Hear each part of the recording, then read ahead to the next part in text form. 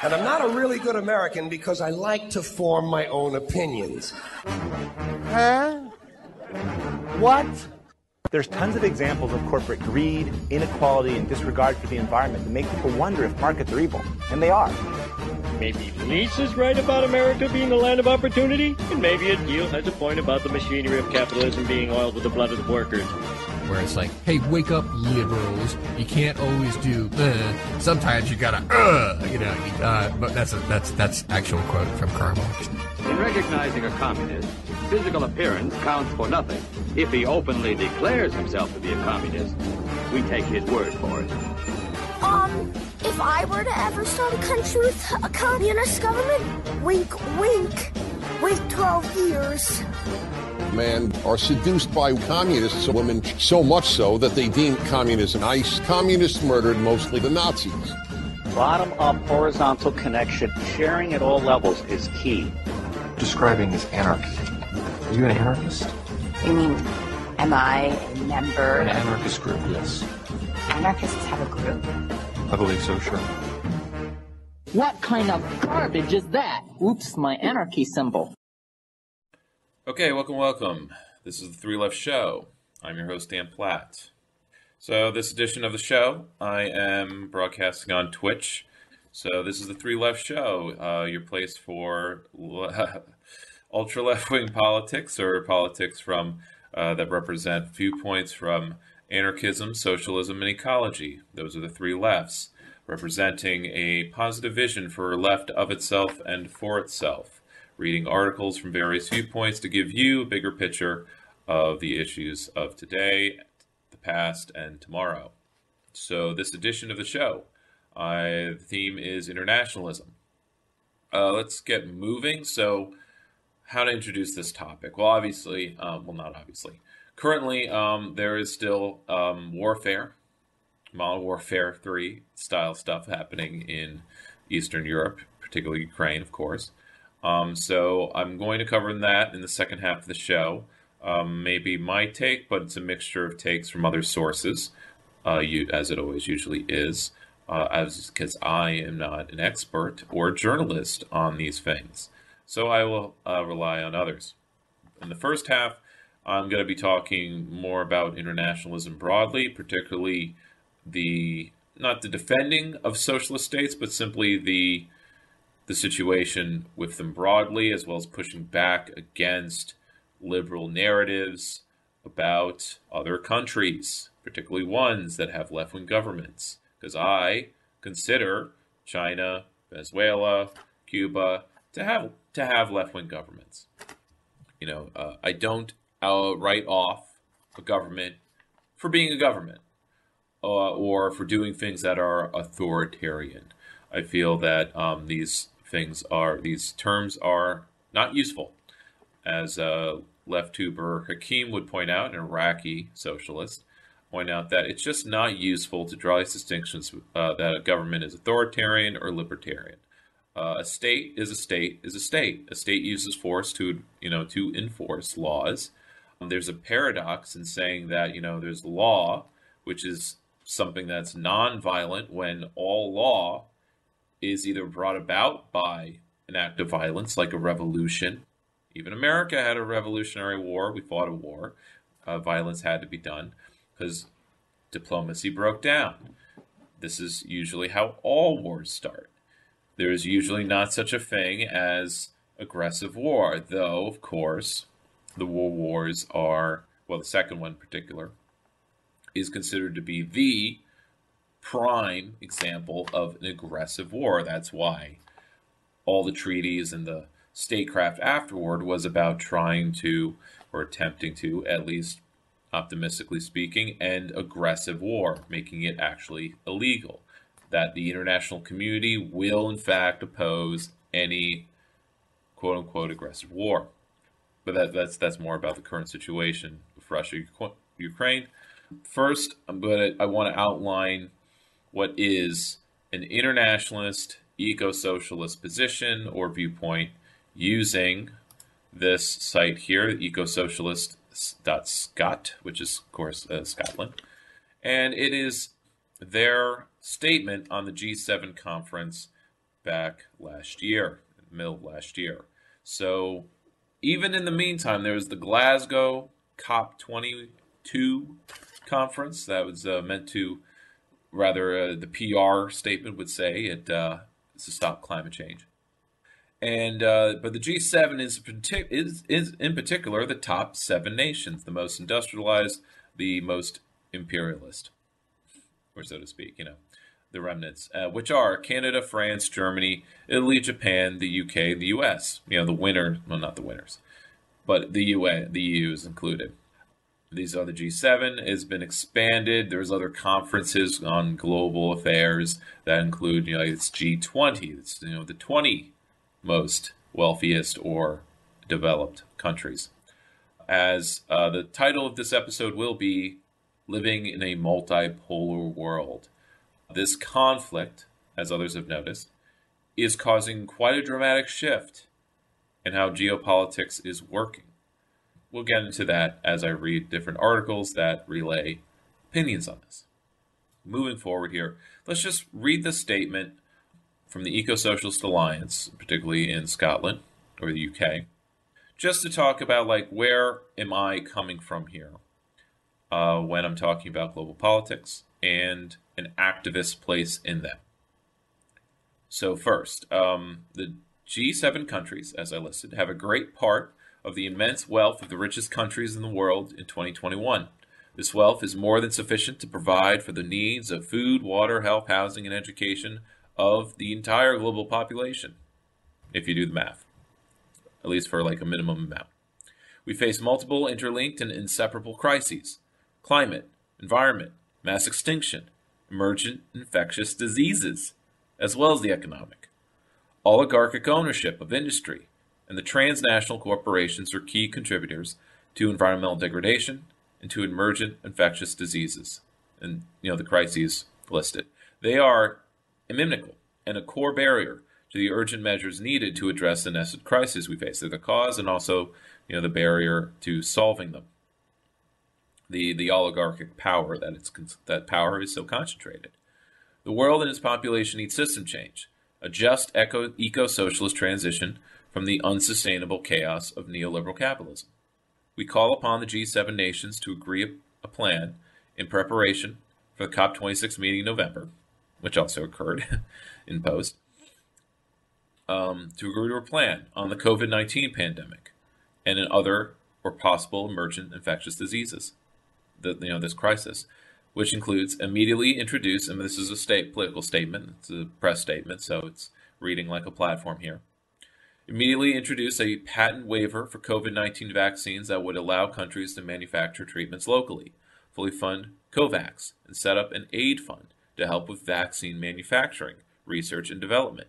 Increase funding to the WHO, which is World Trade Organization. So as an aside, here in America, we have all kinds of debates, squabbles, and political strife, at least in our left-wing organizations, as well as in the general public. At least a quarter, oppose vaccines or getting, even just COVID vaccines. Maybe they're pro other vaccines. They've got their measles shot, but they're afraid or skeptical or suspicious of the COVID vaccine. Now, meanwhile, while America, because we're always a land of excess, where we have enough for everyone, but we actually see it as a point of freedom that a cross-section of Americans don't get things like full education or COVID shots, COVID vaccines, COVID treatment, hospital, healthcare. Other parts of the world are being deprived of these things. That includes COVID vaccines, and they suffer more for it. On the climate crisis, the demand is that the G7, or the world powers, agree that fossil fuels must stay in the ground. That means no new coal mine in West Cumbria, UK.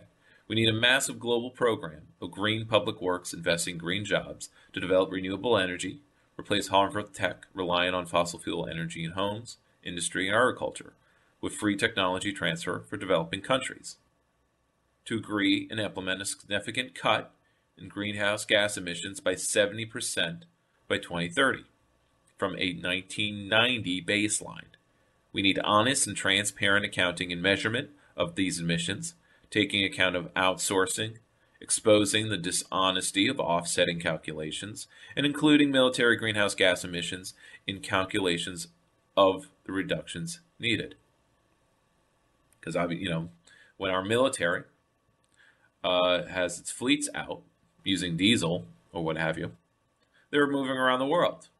So you can't just calculate it based on where pollution is being done. Now, all the things listed here I've covered in previous episodes. Take a look at any other ecological or greenwashing where I talk about the dishonesty in offsetting calculations, offsetting carbon emissions and other things. The 70% goal is pretty important. I'm going to put a name to the position I have when it comes to degrowth or Green New Deal type programming. That our goal is 70-30. That we need to reduce energy use or resource use by 70%, so that the remaining 30% can be filled and done by renewables. Because when it comes to how much energy, to meet demand, can renewables make, it's more realistic, or rather it's the only thing possible, that it can only fill in 30% of the gap. The ratio has precedent, at least going from a micro scale of a house. When you have a net zero house, when you start from a completely wasteful building, or a building like this that uses this much energy, let's say 100 units of gas, you get to zero use of fossil fuels by making the house reduce the need for gas, that you use insulation and efficiency and reduction to cut 70% of the energy use. That way, solar and geothermal can actually cover that 30%. It can't cover all of it. It can't cover all demand. So we need to degrow 70%. So the 30% left can be renewables. It can be quality over quantity. Quality of life, not just more crap. Which is my pushback against not many leftists smack talk degrowth or no growth, but some do, and it's very, very weird. So anyway, next in this list, end emissions trading schemes and make genuine reductions in harmful emissions. No, not just market crap.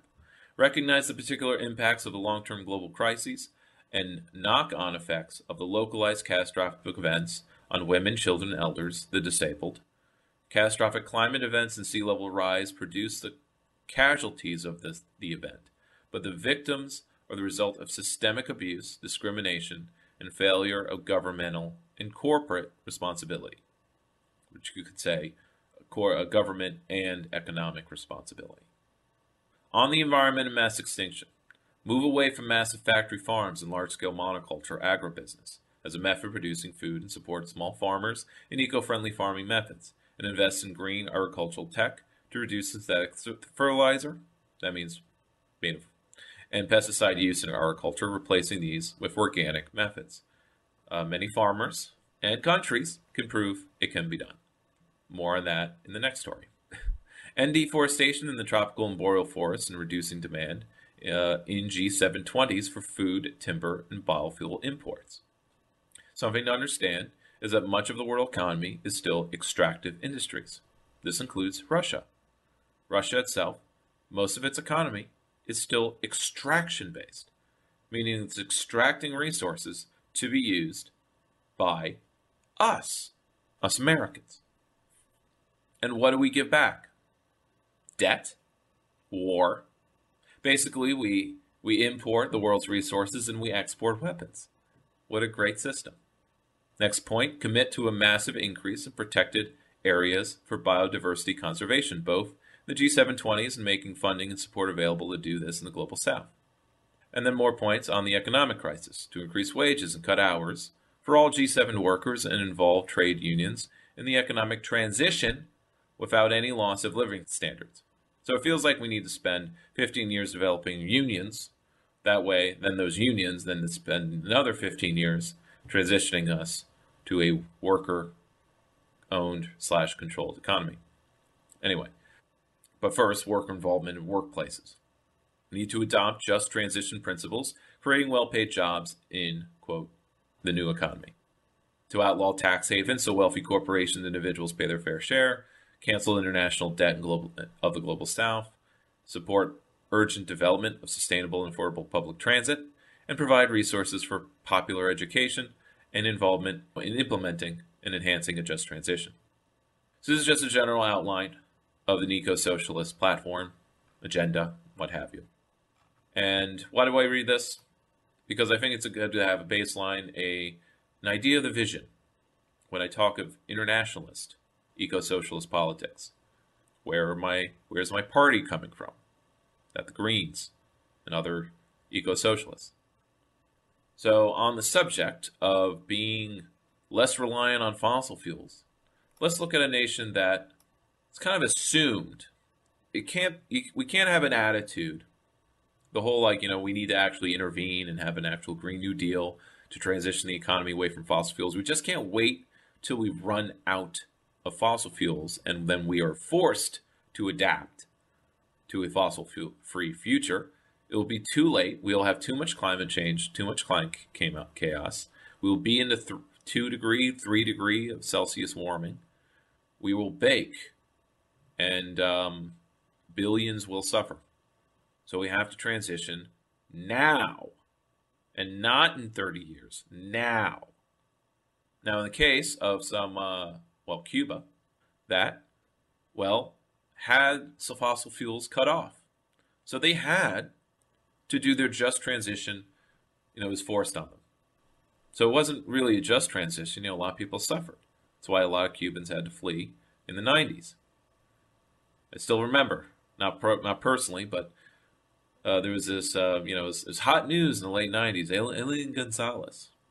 You had a lot of people had to leave Cuba because of shortages there.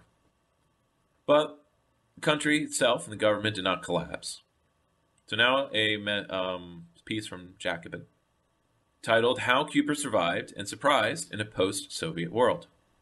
Yes, the socialist state, so-called authoritarian, which is last year written a democratically written constitution, or at least as democratic as you can get by having basically written via town halls, passed a new constitution, renewal of government.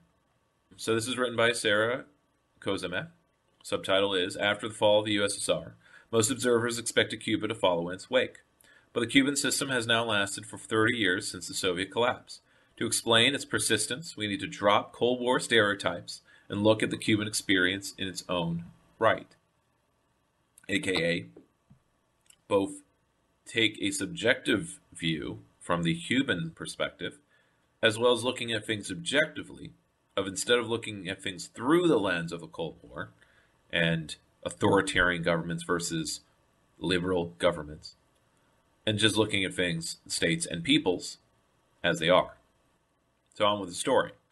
The fall of the Soviet Union in 1991 and the consequent demise of its multilateral economic assistance programs shook what had been the socialist world.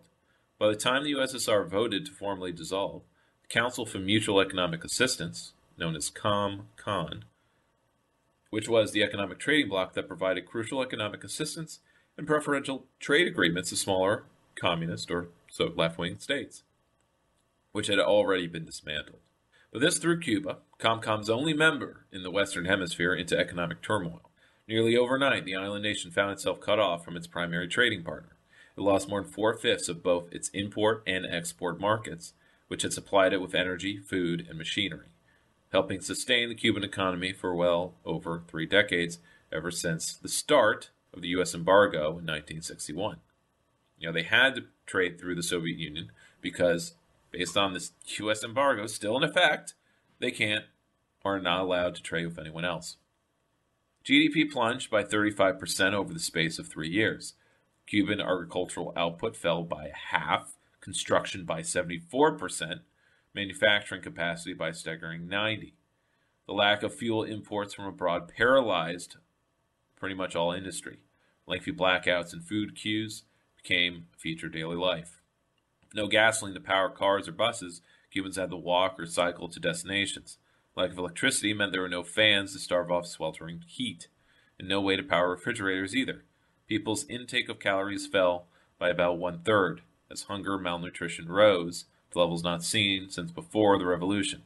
Because, things were bad before the revolution, not just after, because everything was fine before. No, it was terrible. So, after the fall, few in the Western world expected Cuba's political and economic system to survive. History, we were told, had ended, well, at least by one author, Fukushima. Capitalism reigned, while the socialist world crumbled. It was only a matter of time before the Cuban exception ceased to be exceptional. Yet in Cuba, history continued to plod on. 30 years after the fall of the USSR, government that emerged from the Cuban Revolution still holds power. It has now existed in the post-Soviet world longer than it spent under the wing of the Soviets themselves. The distinctive Cuban model has endured, and its leaders still seek to balance the pressures of functioning amidst an overwhelmingly capitalist global system with the objective of advancing a non-capitalist economy that doesn't follow the same logic. It doesn't have to be completely socialist, because it isn't. So in her book, We Are Cuba, How a Revolutionary People Have Survived in a Post-Soviet World, Helen Yaffe sets out to explain how Cuba's model of socialism has held out against such odds. The answer, Yaffe argues, can only be found by taking the Cuban Revolution on its own terms, instead of allowing the residential insularity of U.S. Cold War battles to condition the debate. Now, this is a theme. Hold on to that, line, because it's something that we shouldn't also do when talking about Ukraine. Another side note for those listening in, I don't think anyone's listening in Albany, but a side note, in my city, Helen Yaffe herself is in fact doing a speaking tour, or at least she's a speaker who's available to discuss her book, and she's in town this week. Anyway, those who perceive the Cuban system exclusively as a repressive dictatorship are unable to come to terms with the real society that exists, and by some measures, even thrives, beneath the obfuscating layers of political rhetoric. Yaffe aims to provide an economic and policy-based analysis of Cuba's last 30 years, evaluating the island's progress and setbacks on the basis of its own objectives, not the objectives or standards of suburban America. It's like, what really frustrates me about such rhetoric about progress is that progress is seen as when a country has suburbs. Many, maybe including yourself, believe or know that suburbs are literally a cul-de-sac of progress, that they're wasteful, that must be subsidized by various means, as covered maybe by myself or others. Yaffe's book identifies several reasons for persistence of the Cuban model. A willingness to adjust the parameters of centralized government control is one of them. Cubans remember the 1980s as a time of relative abundance and stability. Soviet goods filled store shelves, and workers who met or exceeded production quotas frequently received beach vacations, even international travel. From 81 to 84, Cuba's annual average growth was 7%, pretty good, starkly at odds with the downward trajectory in the rest of Latin America, which was currently being ruled by a bunch of neoliberal regimes or up-and-coming neoliberal regimes, like Pinochet.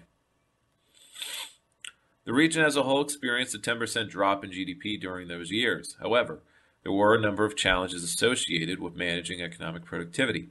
The growth of excessive bureaucracy, and a focus on providing material incentives for workers that bloated the budget, which eventually led to stagnation. So, it's really, liberals are still joke about we pretend to work and they pretend to pay us. Well, Cuba, they did in fact want to pay workers fairly and give incentives for doing more. Unlike in America, where you can work overtime hours and not get paid for it. In 1986, Fidel Castro opted not to follow in the liberalizing strides of Gorbachev's perestroika and Glasnost programs in the USSR, Instead, he sought to reform Cuba's central planning system by re-centralizing control over the economy. His government also launched several new platforms for citizen participation and opened the island up to tourism. Right? So, keeping the centralizing aspects of the government, centralized power, but then providing platforms of citizen participation so it's in fact democratic. Thus the name democratic centralism, which is in fact kind of ML tendency or vanguardist tendency. But you have the government, it is centralized, but everyone actually can access and influence it. Unlike in a liberal democracy where you do need a lot of money to influence it, or you need to be exceptionally well organized, as labor was once upon a time. So Yaffe argues that this renewed emphasis on state intervention against what the government saw as the inadequacies of the market put Cuba in a better position to withstand the Soviet collapse a few years later. Since the state had re-centralized agricultural production, for example, it was able to get food to those who needed it most during the worst years of the crisis, roughly 91 95, which became known as the Special Period. In explaining how Cuba made it through this crisis, Yaffe also stresses the importance of a humanistic austerity. As the state's budget dried up in the early 90s, Cuban leaders made drastic cuts. State spending on defense, for example, fell 86%. So you see, austerity, but they also cut defense. They also cut the army, not just social spending, because they had to cut everything, which is what we're told. We have to cut everything, but not the police. We'll cut education or stop the growth of education with inflation or the rate of costs to rise. But we'll never cut police, never cut military. And it also eliminated 15 ministries. How's that for cutting government blow? However, it maintained and even increased expenditure on health, welfare, and social services. Subsidies helped ensure that basic goods did in fact reach people and protected jobs. Broken infrastructure or equipment might have gone unrepaired, but every school and hospital did stay open. That's, the least. The share GDP accounted for by spending on welfare and health rose 29% and 13% respectively 1990 to 1994. The mid-90s saw the graduation of 15,000 new medical professionals, bringing the doctor-to-patient ratio to 1 doctor for every 202 inhabitants. So this is a part of that policy of like, okay, we can't export sugar anymore, or it's not worth it. We will export doctors. Despite the economic collapse, Cuba's child mortality rates actually dropped, and life expectancy inched up from 75 years in 1990 to actually 75.6. So everyone's quote-unquote starving, but life expectancy went up. So, although an increase of 6 months may appear trivial, it would have been reasonable to expect a drop. Everything that did occur in ex-communist European states, where everything was liberalized, where life expectancy fell 6 years. Cuba's fiscal deficit soared as a result of this approach, but it averted the threat of famine. To make up for the lack of imports, Yaffe reports, local food production expanded, ushering in organic urban farming systems from which Cuba is now widely known. After 8 years of state control over agriculture, an attempt to curb price gouging in food supplies, the state allowed private farmers markets to reopen. So, in fact, actually, it centralized power and then decentralized. It is, in fact, possible. Because the usual liberal American assumption is once a government takes some power, it will never let it go. It can never re-liberalize unless forced to, or regime change. Wink, wink. But I find it encouraging when a left-wing government, if it centralizes power, and then of its volition, or because people demanded it, or asking, decentralized. The government was actually responsive to people. So by choosing fiscal stimulus over austerity, Cuban economists helped shield the population from one of the most devastating effects of economic collapse. In 1995, economic growth resumed. Although it took 10 years to get back to pre-crisis levels, incremental improvements made it easier for people to get by. By comparison, Recovery from the 08-09 crash in the U.S. also nearly took a decade, while the recovery period for most ex-Soviet countries was even longer, going about 15 years. So other innovations to list. After making it out of this trough, the Cuban government launched a number of initiatives that were meant to stabilize the economy. The island's lack of access to fossil fuel energy had proved catastrophic in the 90s and the 2000s. It still experienced constant blackouts. In 2006, the government began pursuing alternative development strategies, making large-scale investments in renewables.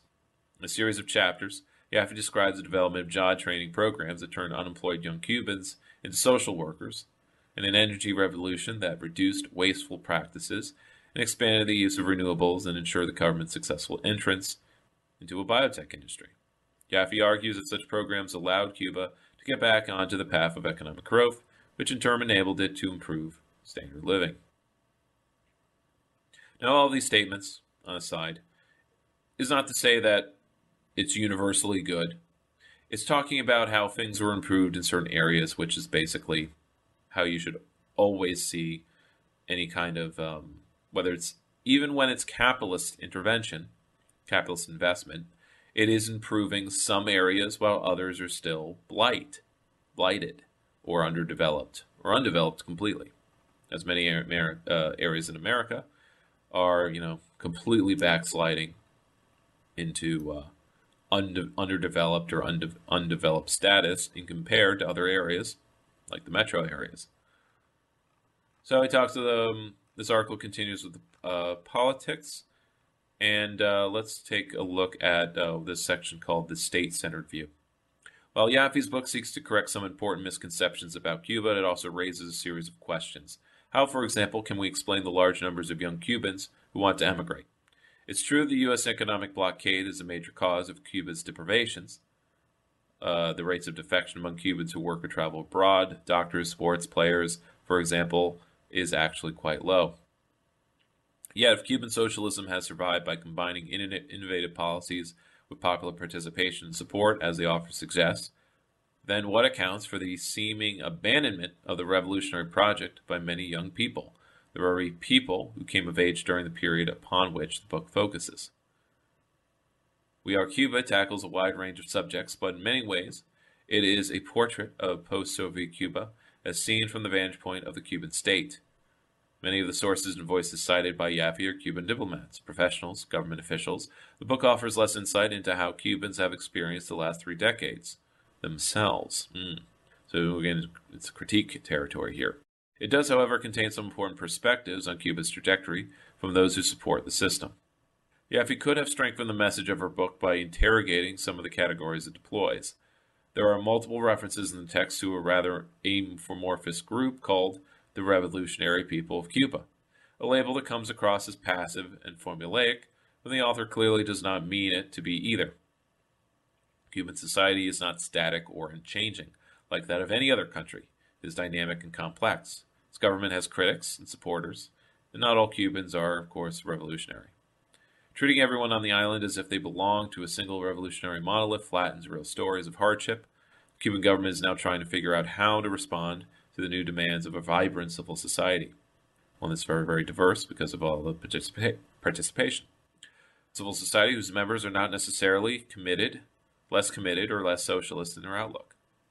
Towards the end of 2020, for example, there were protests against the detention of the rapper Den Solis by several hundred artists and intellectuals. Some oppose the Cuban system outright, while others want the system to be reformed, retaining a commitment to socialism while ending what they view as, usually, arbitrary detention and censorship. So there's a road ahead. Yeah, so I'll cut that off. On the subject of socialist states, not really from the perspective of a state, of course. It's actually from an odd place, considering what the narrative is. So now, moving on to China, the other big baddie, or whatever.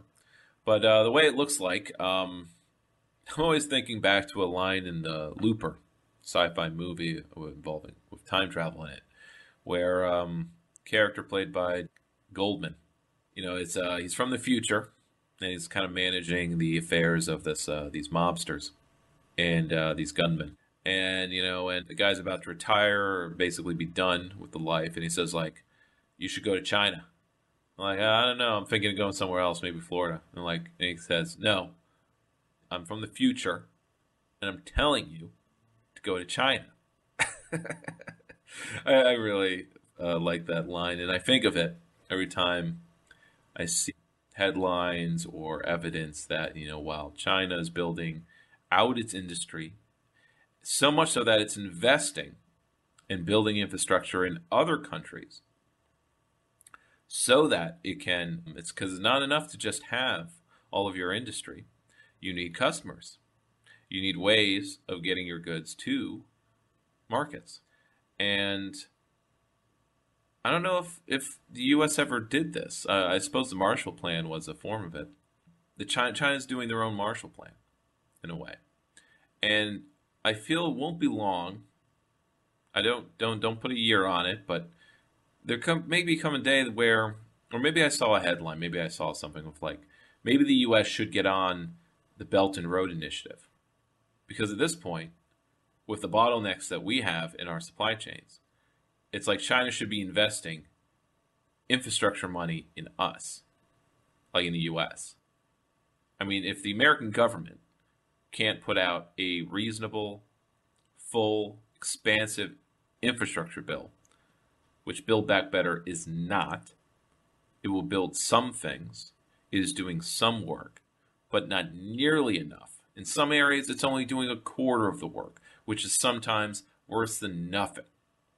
Or it's just you're not solving the problem. You can't cross a river on one quarter of a bridge.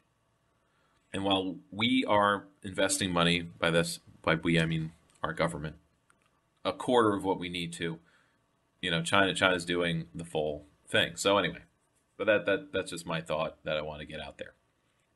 But this article I have in front of me is from the Progressive magazine.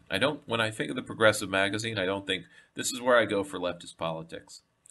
It's where other people consider where they get their leftist politics. But to me, it's Progressive is halfway between a moderate Dem and a Bernie-crat or a Democratic socialist. Progressive is used as a catch-all term for any kind of lefty. Green Party uses it we're looking for progressives to run the Green Party. I don't really like that phrase. It's still used pretty frequently. It's a carryover from the aughts, where you couldn't identify as liberal, you definitely couldn't identify as a leftist, but you could still say you're a progressive. I don't know why, but the article is a foreign correspondent, from their foreign correspondent, what's really going on with China's Uyghurs. So this is sort of, of course, nothing is quite the last word. But I want to revisit this topic yet again, because the last few times I have, it's usually from a disparaging point of view of the Chinese state and what they're doing. I do that because, yes, what they do is pretty despotic at times. It's authoritarian, it's big state, statist, but I'm not calling it authoritarian. It's centralizing. It lacks that mass participation in civil society that Cuba does. But of course, is not fair to compare the giant superstate that China is to the island of Cuba. So in the issue of fairness, I suppose, this is why I'm reading this, but I also found it interesting as well to walk a middle path, to acknowledge that, I'll just read this and it will speak for itself.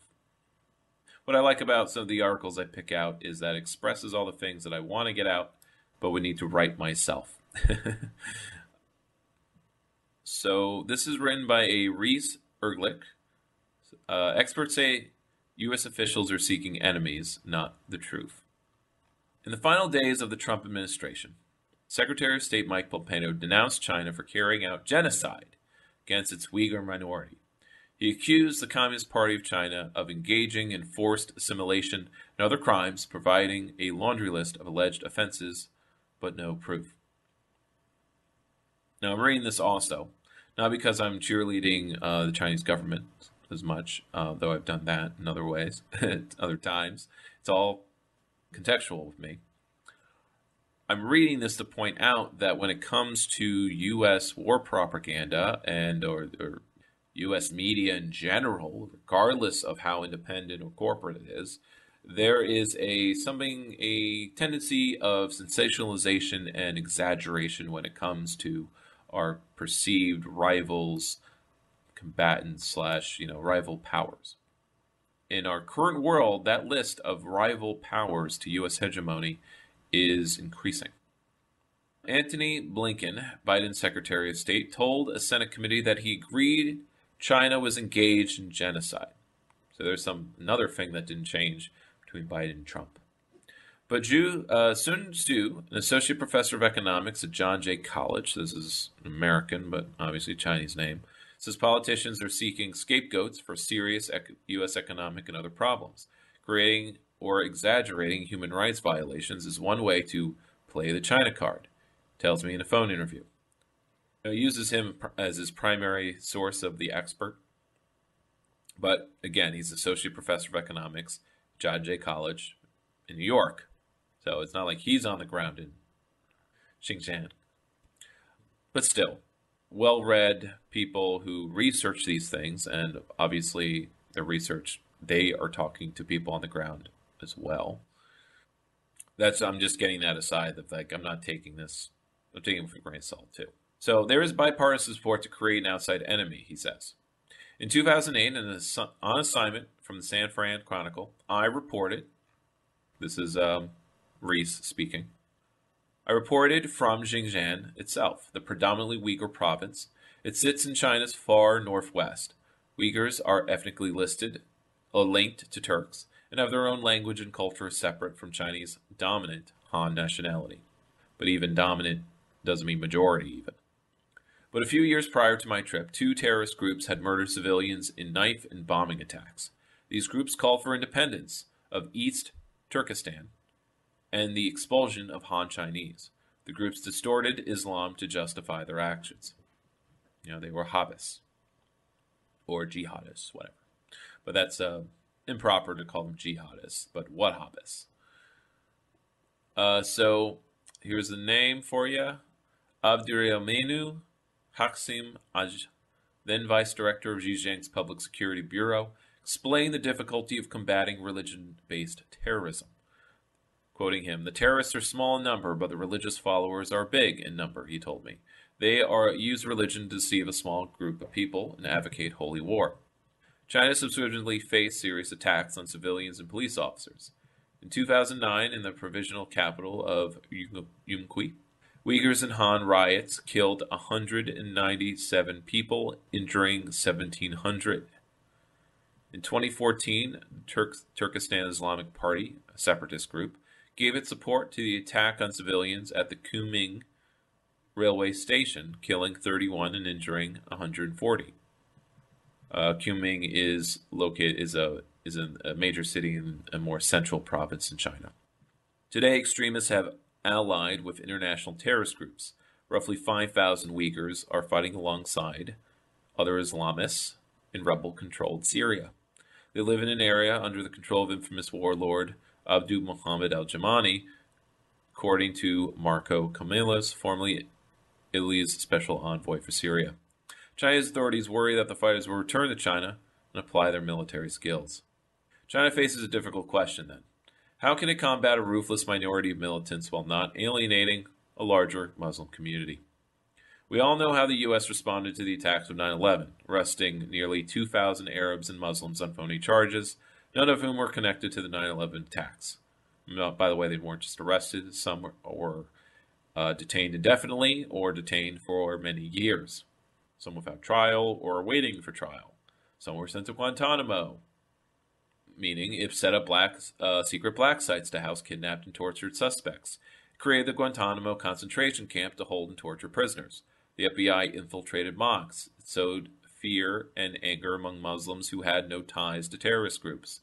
China, in contrast, set up education training centers aimed at convincing Uyghurs not to support extremism. Though, as covered in a previous show, from the Indian perspective, their rhetoric about this was, well, he doesn't ignore this.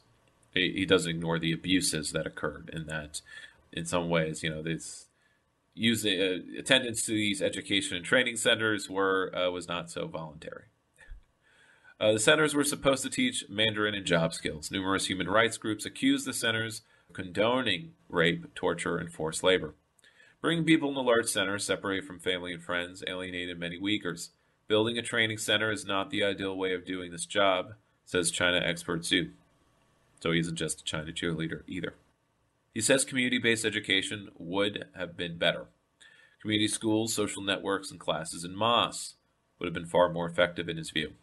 So, talking about what China actually should do, which is what many of these outlets and many of these commentaries about China and the Uyghur situation or the Uyghur genocide do not point out. They simply say, China should just stop what they're doing.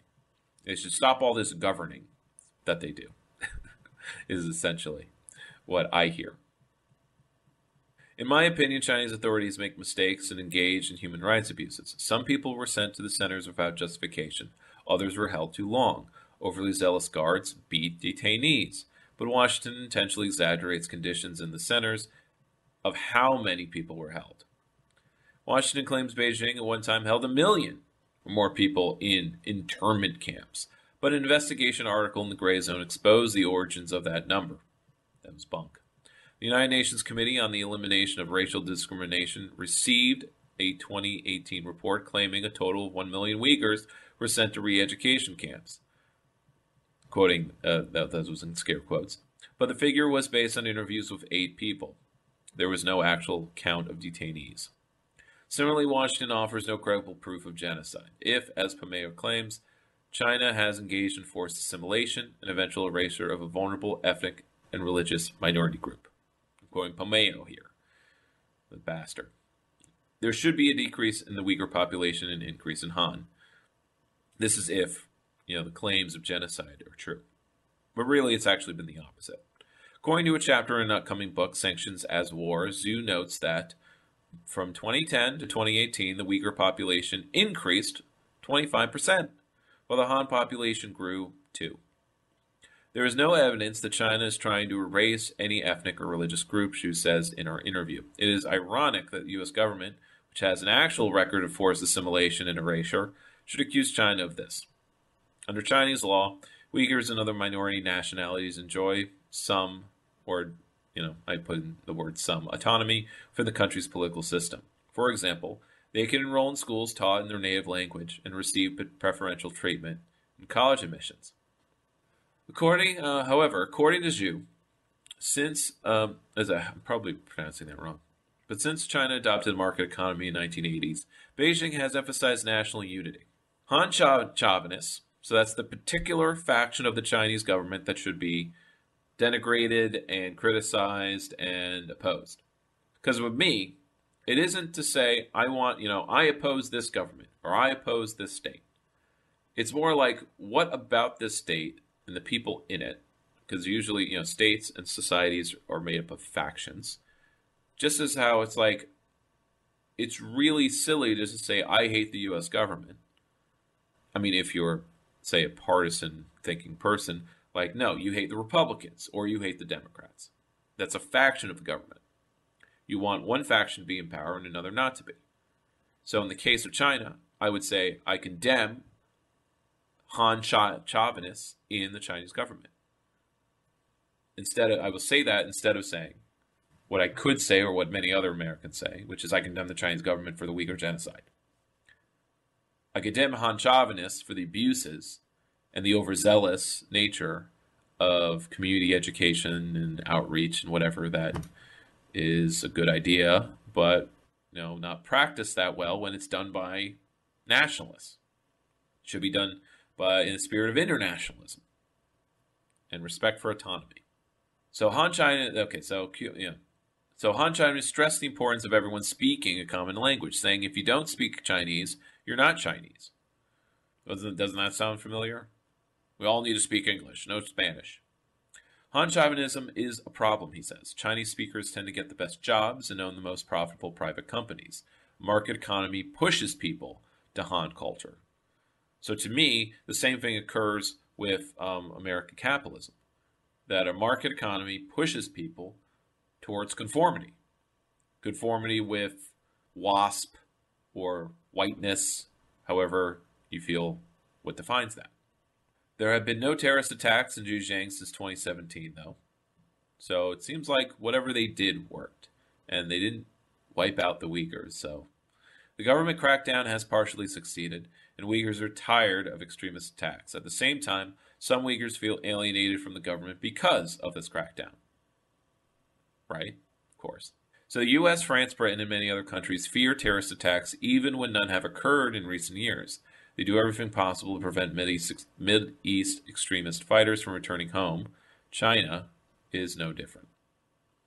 So Reese Ehrlich is a freelance journalist, nationally distributed column, foreign correspondent, appears every 2 weeks here in the Progressive magazine. But I did want to cover this article. Who wrote this? It's one of those ML blogs that I kind of go to. Oh, you know what? I think it's a private blog, but I know the writer is an ML, Marxist-Leninist. But the article has a title and a point of view that I kind of wanted to share as well. Something to think about as you're watching the news about Ukraine and, say, China/Russia trying to move away from the dollar, other things like that. So the title is, and this was published in the summer of last year. So, no, not last year, 2020. So again, to repeat, I'm covering all the articles that I basically had in my folders for, last 3 years and haven't had a sensible opportunity to read them. Now, with quote unquote, almost World War III kicking off or happening, now's a good time to read this. But it's something to keep in mind for me that, I'm reading things like written 3 years ago, but hit home now or in the next year. Our perspectives seem wacky. The perspectives of ultra-leftists or Marxist-Leninists or other types of leftists, anarchists included. But they're usually right about things like years in advance. Like they say, here's what's happening and here's what we can expect. And they're usually right. This is something I noticed in college and a little bit before college, when I was getting tired of Jon Stewart's point of view. Not that I don't enjoy Jon Stewart. I've actually at work been listening to his new podcast that he's been doing, where it's kind of a back and forth where he does 10-minute segment like he used to do on The Daily Show, where it's he does a third of the show. And then he'll do something that he couldn't do on network TV, which is, I will now talk to an expert about the subject I made jokes about for a half an hour to an hour to get a full understanding of it, to do what I couldn't do in the interviews on the show, or when they switched to online and they could do extended interviews, or they could post the full interview online, which I was very thankful for back in my college years, because I was just so under, the constraints of network mass media, of the half hour, the 5-minute interview. It was just so short. Then have the full one, which was sometimes a half an hour long. Really great. Anyway, now he does that as a matter of course on his show. But the thing about Jon Stewart is he's smart. He doesn't give himself enough credit. He's just almost a socialist. He's just so really close. But he can't let go of this bias that there needs to be a market economy, or there needs to be, or a liberal market economy. There's just this liberalism that's we won't have any autonomy or freedom if things are centralized, or if we have planning, economic or otherwise. Well, if you're going to do economic planning, you're going to have social planning. And then the chauvinists will be in charge, forcing everyone to speak the same and act the same. And if you don't want to, you go to the re-education camp, right? But it's possible, not only possible, probable, necessary, that we have central planning, or we have state or government, or any kind of government, and that doesn't have to be run, or doesn't include, anarchists would argue that it will do this. But I think Cuba shows that you can have autonomy and diversity and have a centralized government that can then decentralize. And it can wax and wane based on if there's a crisis or not. And we are very much in a freaking crisis. which is why it kind of really frustrates me that even when the world's burning down, burning around us, my fellow leftists will still argue about how we absolutely still need to maintain this personal autonomy rights perspective, and that we can never actually do collective action where one subsumes oneself to a collective effort or collective politics or collective project. It still has to be like, well, I have to still have a voice. Of course you'll have a voice. Somebody was paying attention. I watched it on the TV. Machine guns. Okay, I still have way too much to read. But here it is. The more U.S. imperialism declines, the closer the world comes to a new wave of socialist revolutions. Pretty optimistic title. I give you that. I could say it's more accurate to say that the more it declines, the more of a multipolar, the more we will have the opportunities for collective progressive politics in the world. Not just in America, of course. We're talking about global politics for this show. Global capitalism is a vast, multifaceted machine which is so widespread that it can continue to function even if it loses many territories that it used to be able to exploit. Multinational corporations can cope with the socialist revolutions in Cuba, Korea, and elsewhere because these corners of the globe aren't essential for maintaining a rising rate of profit for capitalists. Plutocrats will, of course, do all they can to isolate and sabotage these anti-imperialist countries, but the machine's core can keep running. Now, though, the U.S.-centered corporatocracy is growing alarmed because the factors are converging to dramatically shift the balance of global control over capital. Sure, last year the corporatocracy was able to regain control over one chunk of territory, overthrowing the Bolivian socialist president, Evo Morales. Now this is, of course, this is outdated because he's been reelected. He's back in power, which is kind of a point in the favor of this article that the CIA can try as it might, or forces of reaction, but they're a lot weaker than they were 30 years ago. This crisis comes from the shifting of world power towards America's rival superpowers, development which crept up on the empire through the 2010s before resulting in a new Cold War, one that's now having the effect of further weakening Washington's global influence. The U.S. responded to China's rise not with pragmatic diplomacy, but with an increasing campaign belligerence that began with Obama's quote-unquote pivot to Asia. Consequently, the pivot to Asia backfired. China's recent Hong Kong security law has shrunk U.S. opportunities for waging hybrid warfare against China, which is the strife was about the security law. So sound familiar? You know, backfire. We just go ham, we go hard, we go strong front, peace through strength, and it backfires. The U.S. responded to Russia's rise with an ever-expanding sanctions and aggressive military buildup, which has harmed the power of U.S. currency and strengthens Russian military alliance with China. In its attempts to strong-arm these growing superpowers into submission, the empire is making itself more internationally isolated,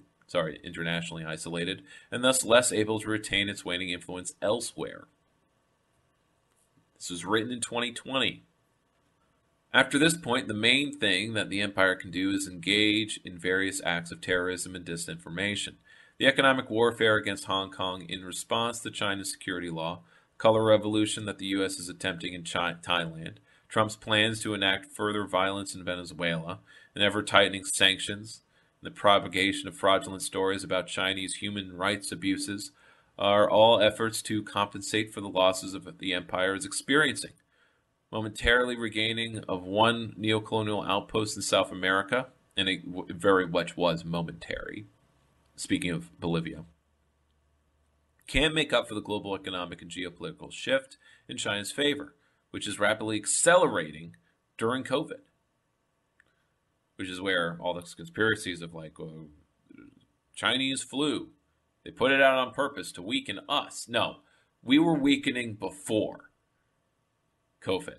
Okay, all of this was happening in before COVID too. Okay, it's occurrence of history. It's pattern. It's continuous. It did not need a specific plan of action occurring at one particular time. So the more this process of imperial weakening continues, the closer the world comes to an outcome that would be truly catastrophic for plutocrats.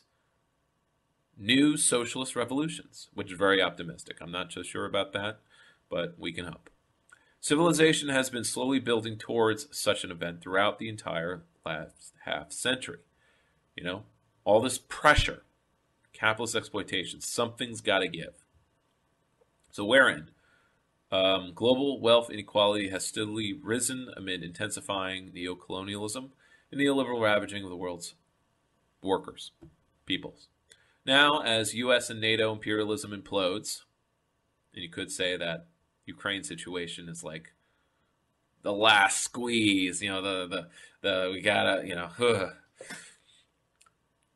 put that in the Ukraine context.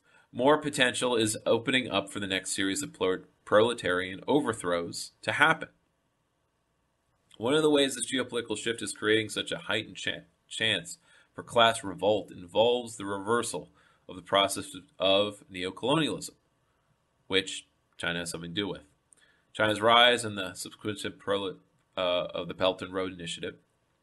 If you don't know, it's that China is pumping money into other countries to build ports, railways, canals, investing in other countries so that global trade is smoother, and that mostly so that these other areas, regions, can accept more Chinese goods.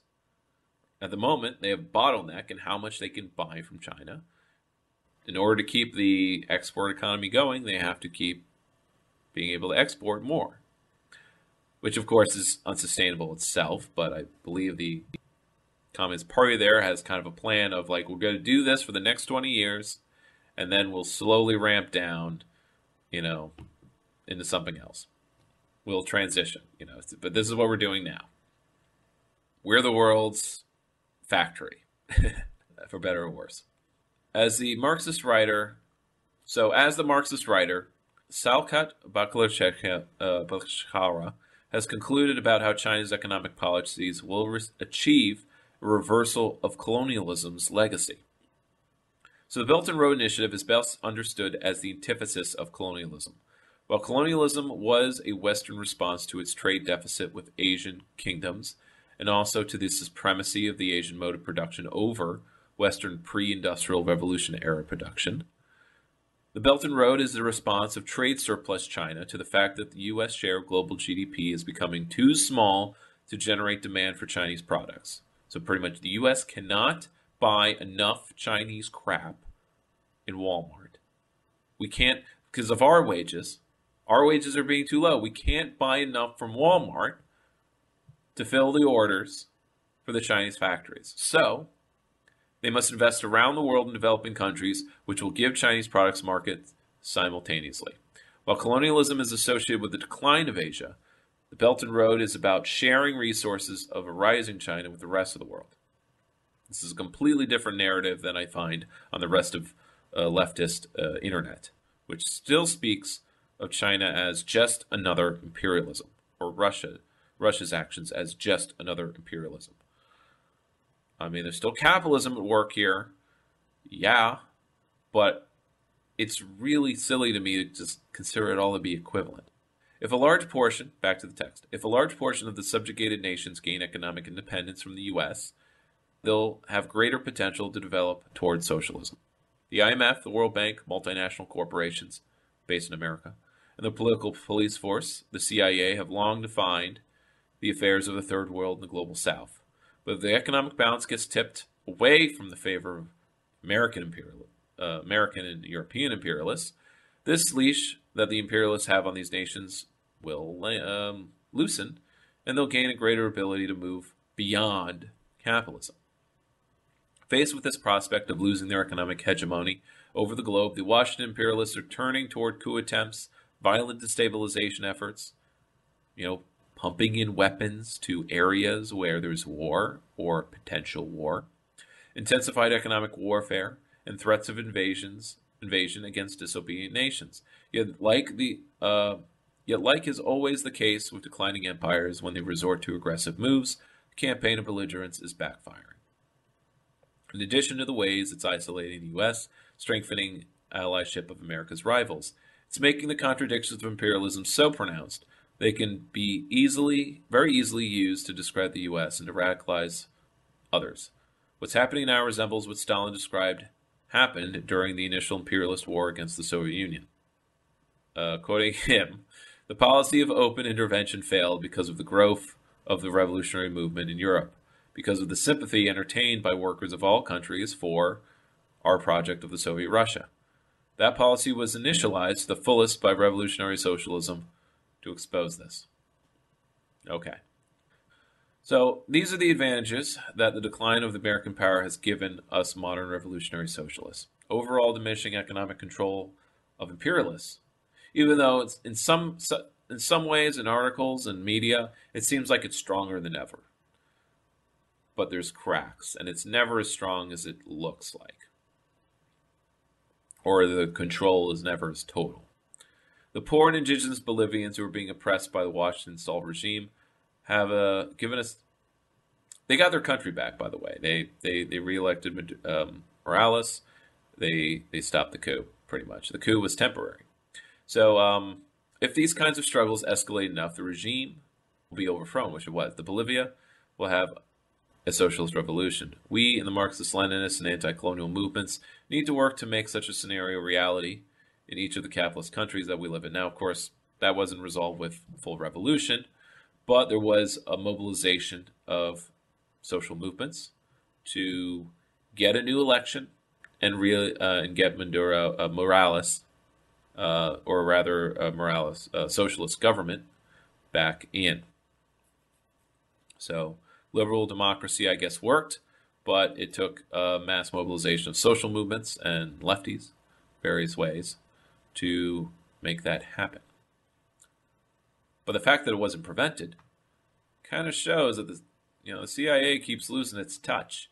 Now, I think liberals would say, oh, this is because of the Trump presidency. Now that the Biden presidency will be competent. I guess it seems competent right now with Ukraine. Seems things seem to be in the U.S.'s favor in some ways. More on that as we go forward with the rest of the readings, as I now completely shift over to the Ukrainian situation. First, a short bit from Al Jazeera. So this isn't like a full ultra-leftist take or eco-socialist take. This is just a kind of general progressive / rational take. Or at least a well-educated, moderate take. This one is Putin's gamble on Ukraine rational? So, as any materialist will tell you, good materialist will tell you, it's really annoying to pathologize or psychoanalyze world or any kind of political event. It's a flaw of liberal or quote-unquote woke politics to make everything about psychology. And it's not woke politics, sorry. Woke politics is about making a systemic critique kind of talk. So, not just to say, we just need sane people at the heads of government. Only sane people will not invade others. That's the kind of statement being made. It's really, really mistaken. So anyway, from a Western-looking or liberal-leaning kind of perspective here, the invasion can bring the downfall of Putin's regime, but it can also give him exactly what he wants. So, written by a Leonid Razognin, this is published by Al Jazeera in the opinion section back in towards the end of February last month. Early in the morning of February 24th, under the orders of Putin, Russia launched a full-out invasion of Ukraine. The Russian Air Force started striking military targets all around the country and advanced occupation forces that crossed the border to the north and south.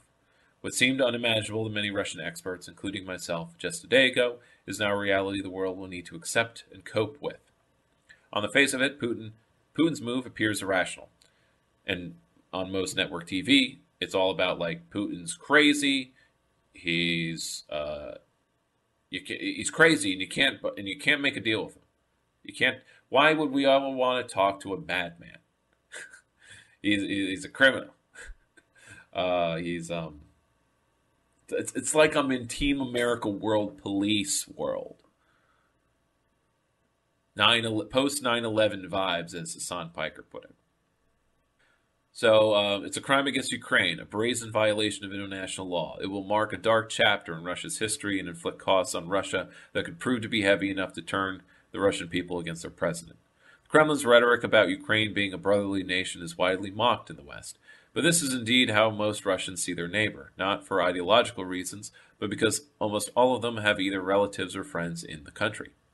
Selling this war to Russians will be an uphill task for Putin, nothing like the occupation of Crimea, which was nearly bloodless, with a clear majority of locals welcoming the change of flag. Today, Ukrainians seem poised to put up a real fight, which means a protracted conflict with multiple casualties on all sides. Justifying the loss of income and savings Russians will experience because of the expected Western sanctions will be similarly difficult. This morning, people in Moscow were reportedly queuing at cash machines dispensing foreign currency and anticipating the ruble's collapse. Furthermore, inevitable isolation from the West is going to be a nightmare not only for liberal intelligentsia, but also for a large part of their political and business elite. You know, the globalists. Or the Russian oligarchs. If all these predictions prove correct and this war results in Putin's fall, many in Ukraine and the West will say it was worth the sacrifice. But what if Putin is not being irrational? What if those who continue to think that he is a naive idealist? What if Ukraine completely surrenders after a few days? Well, that didn't happen. The Russian economy sustains Western sanctions without breaking a sweat, and Russians continue to go about their lives. Okay, well, that's completely out the window. But if that turns out to be the case, we will find ourselves in a darker, more sinister world where aggression and cruelty is seen as a prerequisite for success on an international arena.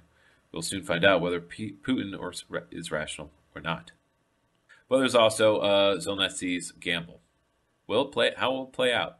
We'll also soon find out whether Ukrainian... So this is at the beginning of hostilities. So obviously we have the benefits of foresight, but we're still in the middle of the war. So did he do the right thing in choosing to put up a fight rather than avoid collusion or accepting his country's neutral status? Because being neutral is as bad as surrendering. Or agreeing to implement the Minsk agreements, as Russia demanded prior to the invasion. You made an agreement. Could you hold to it? That was the demand.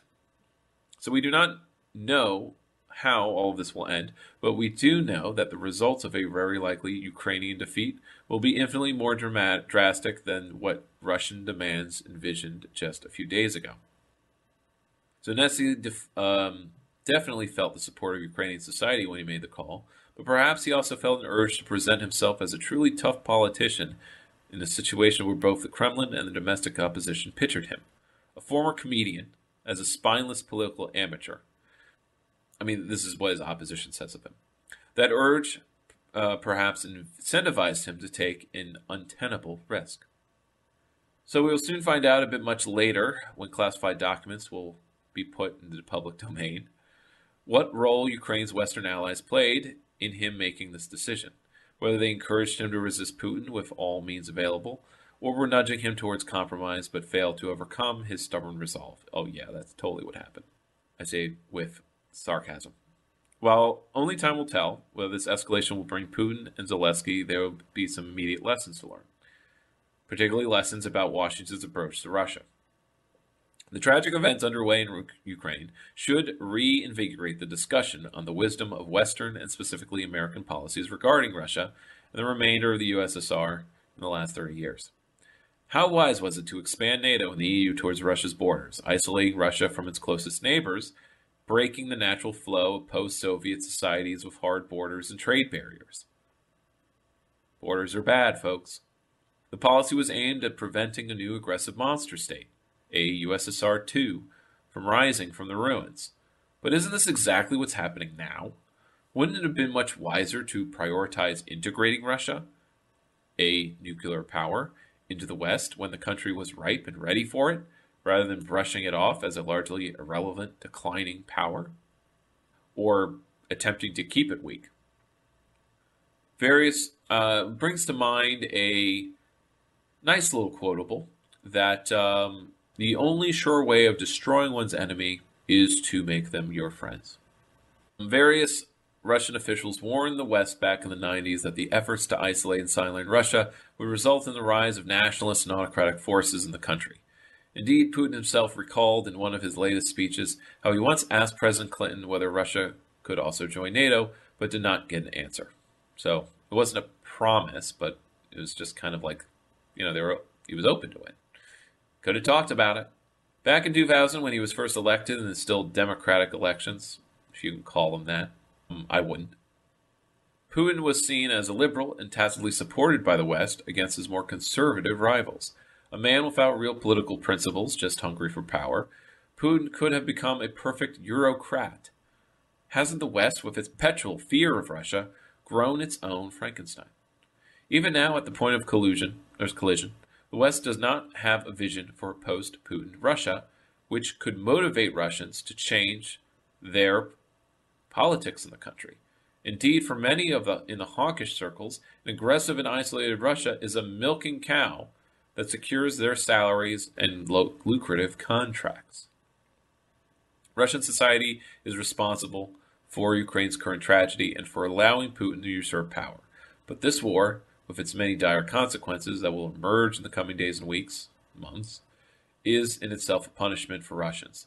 Now all efforts should focus on finding a way to build united Europe with a democratic, post-Putinist Russia as an integral part. Because there is an opposition there, or there is a, it's not all Putin all the time. But he is in complete power right now. Such is autocracy.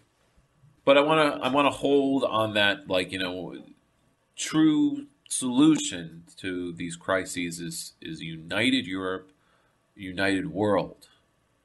Not one separated into military camps, military alliances based on competing ideologies. You have to drop this fear of other ideologies. They're not like us. Like the reactionaries, conservatives. I was just Ben Shapiro talking about China. We have to, we keep thinking all these other people and all these other countries want the same things we do. Well, I guess they don't want a Hummer in a suburb, but he was talking about security, basic, goods and education and culture and autonomy. And it's like, not everyone wants that. No, everyone actually does want that. There's just a certain priorities of I need a living first, and then once I'm middle class, then I will want autonomy. And that's kind of what's kind of struggling. That's the kind of conflict within China. That, you have a growing, ever-growing middle class there, and eventually they'll push back for liberal culture and whatever. So that's one side of it. General background, it's a nice little overview of the situation. Still kind of putting things in a very snapshot, like just looking at the Russian invasion. We'll try to have a much more wider view by the end of this. Okay, that's the last one. Or do I? No. I do want to read this one next. So this is from a Marxist Review Online. So let's hear from the ultra-left point of view. I think there's a place for ultra-leftists. Online, in my circles, there's a real fondness of bashing ultra-leftists. The names that come to mind is a guy named Caleb Maupin and Peter Coffin, who have kind of teamed up. And there's some other streamers and online personalities. They just held a conference at a place they call or an organization. I guess this is their organization now. They're calling it the Center for Political Innovation. So they're not including any Marxist, socialist, or revolution words in the title of it. Don't know if I like that or not. And there's a lot about these figures that are insufferable. But I believe they have a place in the left. I think they have something to contribute because I've been listening to their conversations. This thing I'm about to read kind of is where, is their takes. But there are these streamers with basically anarchist politics that are just fuming, foaming at the mouth. It's their style of it's the show they put on about how outrageous these takes are about Ukraine, which I'll now relate for your listening pleasure. But I think it's insanely, it's very important, and I would not be able to make sense of things without it, actually. Otherwise, you get siloed into particular liberal status quo supporting positions on the subject that, like, almost jingoistic and nationalistic to a T for America, like American exceptionalism, that, like, we're the free country, Russia isn't, which can be in some ways true, but I'm just saying, like, but it's usually the role of leftists online right now to very least point out that for all the reasons that what Russia has done is bad, what America does is bad with Iraq. Or the same way that the war in Iraq was bad, Russia's invasion of Ukraine is bad. But this article points out that the situation is very different. These are not one-to-one comparisons. Very little in geopolitics or any politics is a one-to-one comparison. It's not dangerous, but you make easy mistakes. It causes a lot of confusion. Really cringy arguments. By arguments, I don't mean arguments into like singular. I mean the arguments between people are strained and circular and hard to listen to because they're always just making these terrible comparisons, one thing to another. So this is a Marxist Review Online, and the article is written by Presenda. Maybe that's just a general boilerplate name. When did Ukraine war begin? This was published last week, March 8th, 2022. The conception that the war started on February 24th of this year is like viewing the invasion by the U.S. and its allies of Normandy in June 1944 against the sovereign and democratic Vichy French as the start of World War II. Never mind that the Vichy government was a puppet of the Nazis, that the opportunities to negotiate had long been rejected, that the war had been raging for years, and that the only option for stopping the Nazis was a military solution. Let's talk about the U.S. Imperial Army. NATO, it should be understood, is an army in the service of the U.S. Empire. Viewing it simply as an alliance of nominally sovereign entities obscures that it is commanded as a tool of U.S. foreign policy in its stated quest of world domination. That is the term full spectrum dominance. Now, I have a book on my shelf called Full Spectrum Resistance. So the alliance members must fully integrate their militaries under that command, along with purchasing U.S. war equipment and offering up their own citizens as troops. After the implosion of the Soviet Union and the supposed end of the First Cold War, instead of NATO being disbanded, the opposite occurred. There was no peace dividend, no honoring of a promise that NATO would not expand.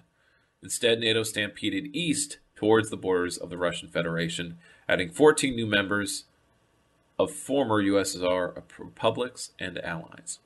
Even before the 2014 coup, the U.S. fatal decision in 2006 to draw Ukraine into NATO posed an existential threat to Russia, which I think is an exaggeration. But also not. I think saying something is an existential threat to the Russian state, to the Russian people. But I want to take a moment to explain that I say without reservation, the 2014 coup. Because we have full receipts and evidence, at least that I've seen and read and others have collaborated, or that it's just open public knowledge, that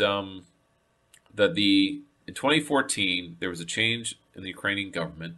The narrative is such that the government was pro-Russian because they're brotherly nations. They're neighbors.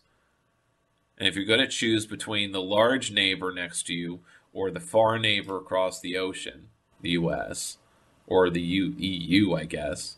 But yeah, they had a choice to make back in the early 2010s, Are they going to be a expiring EU and NATO member, or are they in, what sphere of influence are they in? So there's been this competition of what kind of government in Ukraine, like what are they leaning towards? And of course, it's really like up in the air always, because the Ukrainian people themselves are not, it's not a settled question. So, but you can't let democracy reign. You can't let the people of Ukraine sort out this problem, no matter how long it takes, because it is a seriously complex problem of a question of what sphere of influence are they in, or could they actually be neutral? No, the decision has to be taken out of their hands, and it was in 2014 with the Obama State Department basically intervening with the main square, and that's usually called a color revolution. The government changed from something that was leaning towards pro-Russian to now pro-American. And so this recent regime change war is to flip things back to a pro-Russian government. That's the particular maximum goal of the Russian military operations, also known as invasion. So, let's see, repeat the paragraph. Even before the 2014 coup, the U.S.'s faithful decision in 2016 to draw Ukraine into NATO posed an existential threat to Russia. By December of 2021, according to Realpolitik international relations scholar John Mearsheimer, a U.S.-armed Ukraine had become a de facto member of NATO, crossing a red line for Russia. Mearsheimer concludes, the West bears primary responsibility for what is happening. Failure of peaceful negotiations. Because it's really simplistic, lazy, and to me immature to say Putin doesn't want peace. All negotiations that have, it's just such a armchair strategist kind of take to say that, like, negotiations, like, you can't negotiate with this person. You can't negotiate with the bad guys. Can't negotiate with terrorists. Can't negotiate with freedom fighters. Can't negotiate. You can, founding fathers, the only, you can't negotiate with them. You can only hang them. That's what some British MPs probably said during the American Revolution. Thankfully, there were enough Whigs to say otherwise and negotiate. When it was clear that the British occupation forces surrendered at Yorktown, it became clear that okay, now we have to negotiate. So after speaking before the UN on March 2nd, the Venezuelan representative identified the breach of the Minsk protocols with the encouragement of the U.S. as the precursor of the present crisis in Ukraine. After 2014, the coup, or the Maiden Square Revolution, whatever you want to call it, the Minsk protocols were an attempt at a peaceful settlement through a ceasefire, withdrawal of heavy weapons from the front line, release of prisoners of war, constitutional reform in Ukraine, granting self-government to certain areas of Donbass. That's that eastern area, about the size of New Jersey, and restoring control of the state border to the Ukrainian government. Moscow, Kiev, and the Eastern separatists were all parties to these agreements. They made an agreement. Problem solved. The Russian perception of negotiations with the Western Alliance in the run-up to the invasion, as reported by the New York Post, was described using insensitive terminology as like the mute with the deaf by Russian Foreign Minister Sergei Lavrov on his meeting with the British counterpart. Note that the New York Post, even in the updated version of the article, refers to Lavrov as the Soviet foreign minister, forgetting that the USSR hasn't been around they didn't forget. It's intentional. Following the latest round of sweeping U.S.-imposed sanctions on Russia, their foreign ministry announced, "We have reached the end line where the point of no return begins. Such sanctions are a form of warfare as deadly as bombs." So the upsides of war for the U.S. and the downsides for everyone else. So this is the opposite of the Al Jazeera piece, where it was all about the downsides are just for Russia in particular. War is a great diversion for Joe Biden, whose popularity has slipped due to a lackluster domestic performance. The U.S. empire has much to gain, further unifying NATO under U.S. domination, reducing Russian economic competition in the European energy market, justifying increasing the U.S. war budget, and facilitating sales of war material to NATO vassals. That's the decided term of saying that they're vassal states. But, if you're playing some strategy games like I do, that's what they would be classified as. Autonomous in domestic policy, but non-international space. NATO has dumped over $1 trillion in arms and facilities into the border countries next to Russia and continues to this day to pour lethal weapons into Ukraine, or lethal aid as it's called. The leader of Ukraine's neo-Nazi, C-14, recently bragged on YouTube, while other voices are censored, quoting him, "We are being given so much weaponry not because of, as some say, the West is helping us, not because it is best for us, but because we perform the task set by the West, because we have fun. We have fun killing." Now that would be one of those marginal groups of neo-Nazis in Ukraine. But, they're as marginal as, I guess, other major players in U.S. politics. They have a significant pull in the government. It's a non-neo-Nazi government, and it's really dumb to just say, well, they have Jews in the head of government. True. But the government is not just the president. And that's the stupid thing about, president as being the face of a country. Regardless. More than 14,000 people have been killed in the eastern Ukraine region of Donbass in war. Okay, so here's the important part. That's not being mentioned very much. So, since 2014, there's been a guerrilla war being fought between Ukrainian government and militias in the Donbass that, pretty much declare themselves independent or at the very least want to maintain autonomy. That's what the agreement called for. But it's by Western pressure, the Ukrainian government hasn't held to the agreement. That's the ultra-left narrative, which I find is supported by what I see. Not just what I see today. I'm talking about what I've seen the last 8 years. Because I actually, sort of pay attention to international news. And what I know about the area in Ukraine since 2014, try what happened after Main Square? It's been a quote-unquote failed state. The government doesn't have full control of the country. You have these separate regions that have basically they've been fighting a civil war. The war, so the title of the war is when did the war start? The war has been going on.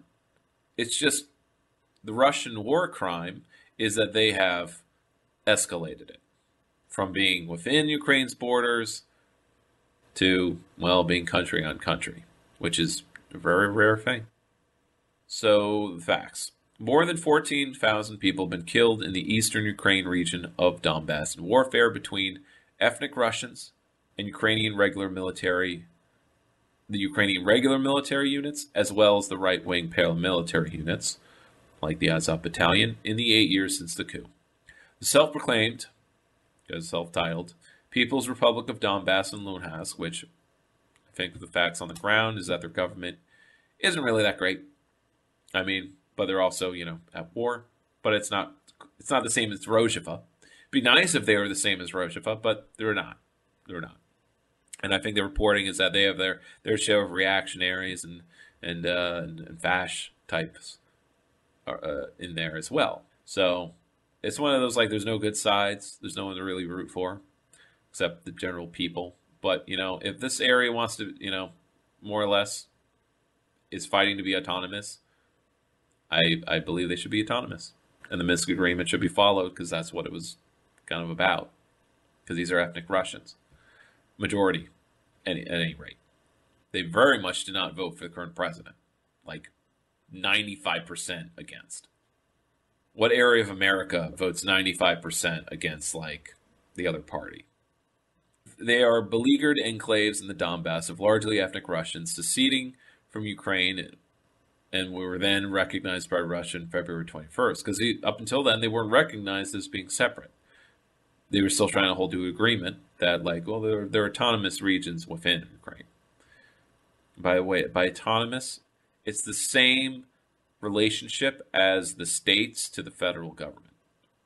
You could say the state you live in, if you're American, is an autonomous region within the United States. Ideally, that's all it is. So the semi-governmental, over 80% U.S. government-funded RAND Corporation's playbook for the U.S. and its allies says it all. Pursue across economic, political, and military areas to stress overextended and unbalanced Russia's economy and armed forces and the regime's political standing at home and abroad. So you say Putin's real mistake is playing into U.S. ghouls and Pentagon's hands. But you could say it was a corner he was backed into. This is the closest I get to saying that Putin's or the Russian military's actions are justified. But of course, I will not go that far. No war is justified. Civil war isn't really justified. But here's the thing. Something I just learned recently. Listening to a lecture about World War I, the big one. What made it so bad was that everyone who took part in it considered themselves to be playing defense. Like their participation in the global conflict was justified because they were being invaded. Even the Germans. Though the Germans, they get the blame because they're the ones that made the first aggressive move. That's simplistic because what do you consider an aggressive move? The Russians, before they acted and went to invade Belgium, the Russians acted aggressively by putting troops on their border and the Austrian border. And the Austrians acted aggressively in basically, calling for the blank check and German support in the actions they were going to take with Serbia. So really, the only real aggressor was the Austrians, but then the Austrian government, monarchy that it was also backed in a quarter. What else could they do if they weren't just going to abdicate and say, yeah, we're not going to be a monarchical feudal empire anymore? But that's really the way out, to say, I'm not playing this old game anymore. We're not going to hold to what we are now. We're going to accept that change is not only inevitable, but practical. And change things, rather than be backed into a corner. Russia is backed into a corner because of the way their economy works, because of its plutocracy, and the rest. If it wasn't like that, then they wouldn't have to act like the way they do. And the same goes for the U.S., for us. So this conflict could have, and does, have ruinous consequences for the Russian Federation, according to Western sources, and even more people who identify as left in Russia. As a bonus for the U.S., according to Juan Gonzalez, the U.S. National Security Council Senior Director for the Western Hemisphere, the sanctions against Russia are, by design, intended to hurt Cuba, Venezuela, and Nicaragua, all targeted by Washington for regime change, and of course, for Ukrainians of all ethnicities, there are no winning in war.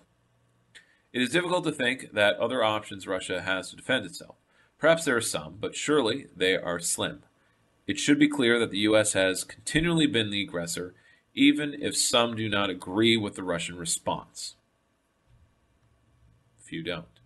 Few who do agree with it are, very much lampooned. The ultra-leftists I referred to already.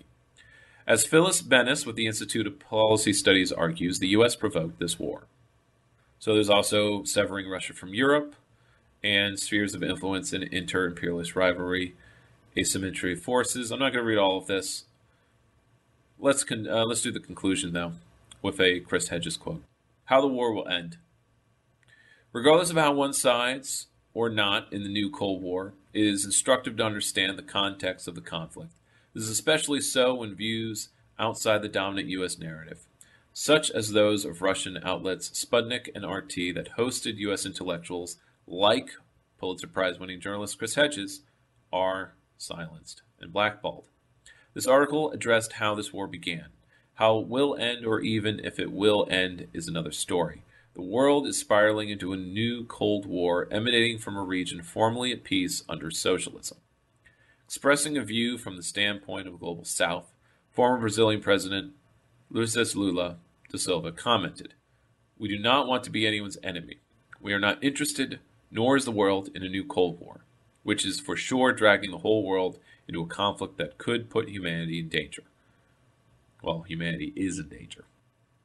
If there is a lesson to be learned, it is that the end of endless war will come with the end of U.S. imperial project that provoked this crisis. Which is quite a bit pretty optimistic. I think most U.S. lefties, as ultra-leftists would call them, all liberals, basically, because they all kind of take the similar position that one imperialism is as bad as another, and that if U.S. imperialism were to end, it would be replaced with China, Sino-Russia imperialism. But that's not the world we live in. We live in a much more multipolar world. You know, Brazil, basically the BRICS, as they're called. But if they are a bloc, it's more of an internationalist or globalist bloc. And that's the point. That's the actual future. I don't think. I can edge towards the optimism of saying that the end of U.S. imperialism will be the end of all imperialism.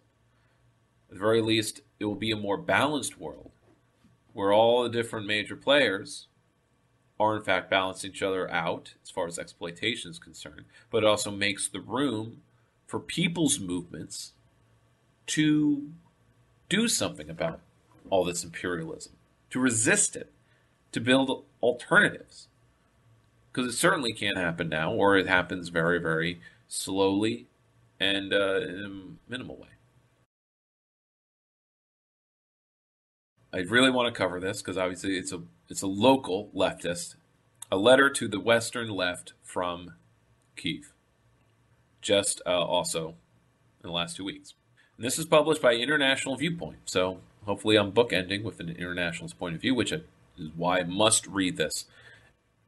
I am writing these lines in Kyiv while it is under artillery attack. Under the last minute, I had hoped that Russian troops wouldn't launch a full-scale invasion. Now I can only thank those who leaked the information to the U.S. intelligence services. Even though, as an aside, no one particularly believed them because they have such a track record of lying or being wrong. Yesterday, I spent half the day considering whether I ought to join a territorial defense unit. During the night that followed, the Ukrainian president, Zelensky, signed a full mobilization order, and Russian troops moved in and prepared to encircle Kyiv, which made the decision for me. But before taking up my post, I would like to communicate to the Western left what I think about its reaction to Russia's aggression against Ukraine. First of all, I'm thankful to those leftists who are now picketing Russian embassies, even those who took their time to realize Russia was the aggressor in this conflict. So definitely a snipe at what I just read from the Marxist Review, who is basically not considering Russia to be the aggressor.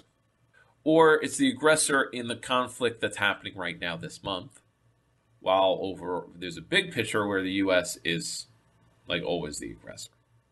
Basically putting people in situations where they have to be the aggressor. I am faithful to politicians who support putting pressure on Russia to stop the invasion and withdraw its troops. And I am thankful to the delegation of British and Welsh MPs, unionists, and activists who came to support us and hear us in the days before the Russian invasion. I am also thankful to the Ukraine Solidarity Campaign in the UK for its help for many years. This is obviously a UK publication. This article is about the other part of the Western left, those who imagined NATO aggression in Ukraine, who could not see Russian aggression, like the New Orleans chapter of the DSA. Or the DSA International Committee, which published a shameful statement, failing to say a critical word against Russia. Which is, again, something I just read. So it isn't totally widespread. I didn't read this DSA statement, but I get where it would, why it would choose not to say a critical word against Russia. You don't have to. It's autocracy. Actually, why would they? Because we Americans in the peace movement basically want to end war. If we need to end war, we need to start at home. We need to get America to commit to peace before anyone else can. Or before we, put in the effort to get others to commit to peace. Maybe it seems isolationist to speak this way, the opposite of internationalist, to say, we got to sort things out here in America. We have to have our government doing a negotiations first. Stop sending more weapons in. Or to those who criticize Ukraine for not, okay, so, but again, if you're in Ukraine, you want them to actually maintain their territorial sovereignty, the borders, not recognize an autonomous region. So it's coming from that perspective. It's worth respecting. Must be respected. So, and again, I'm reading this also for balance with all the things that I've read from mostly armchair strategists. Yeah, so this article is about those that have criticized Ukraine for not implementing the Minsk agreements and kept silent about their violations by Russia and the so-called People's Republics, so-called. Or those who exaggerate the influence of the far right in Ukraine, but did not notice the far right in the People's Republics and avoided criticizing Putin's conservative, nationalist, and authoritarian policy. Part of the responsibility for what is happening rests with you. I don't see how that's true, but okay. But again, this is a funny article. I started out not liking what I was reading, but then the rest is like gold. But he's kind of actually getting like I do, getting it out of the way to say like, here are the people that are just being idiots about this. This is part of a wider phenomenon in the Western anti-war movement, usually called campism by critics on the left. British Syrian author and activist Leila Al-Shami gave it a stronger name, the anti-imperialism of idiots. Read her wonderful 2018 essay if you haven't done so yet. I will repeat only the main thesis here. The activity of a large part of the Western anti-war left over the war in Syria had nothing to do with stopping the war. It only opposed Western interference, while ignoring or even supporting the engagement of Russia and Iran, to say nothing of their attitude to the legitimately elected Assad regime in Syria.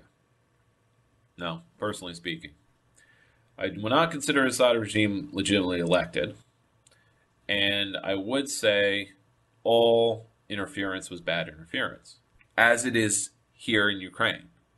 Both Russia and the West are interfering with the Ukrainian political situation, as I explained. They are trying to resolve this question of like, who are they with? Maybe they're not with anyone. Maybe they want to be with everyone. Maybe we should all want to be on everyone's side. But it's capitalism that makes these sides. We have to compete. We're competing in a marketplace. That's at the heart of this that liberals never identify. They never never comes up in conversations.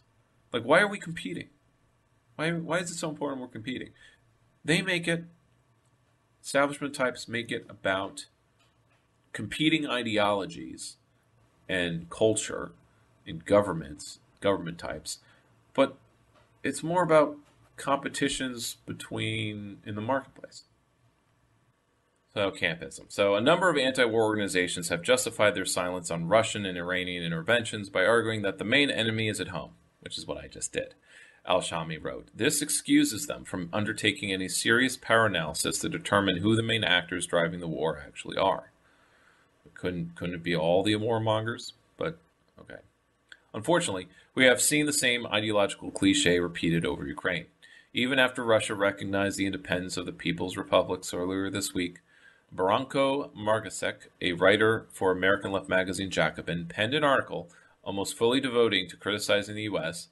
When it came to Putin's actions, he went only as far as remarking that the Russian leader had signaled less than benign ambitions. Seriously? I'm not a fan of NATO. I know that after the end of the Cold War, the bloc lost its defensive function and led aggressive policies. I know that NATO's eastward expansion undermined efforts directed at nuclear disarmament and forming a system of joint security.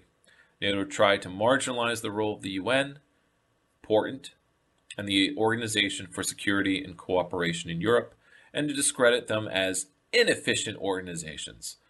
But we cannot bring back the past, and we have to orient ourselves on the current circumstances when seeking a way out of the situation. How many times did the Western left bring up the U.S.'s informal promises to Russia, as articles I have read in the last 2 hours has? How often did the Western left support the legitimate security concerns of Russia, a state that owns the world's second largest nuclear arsenal?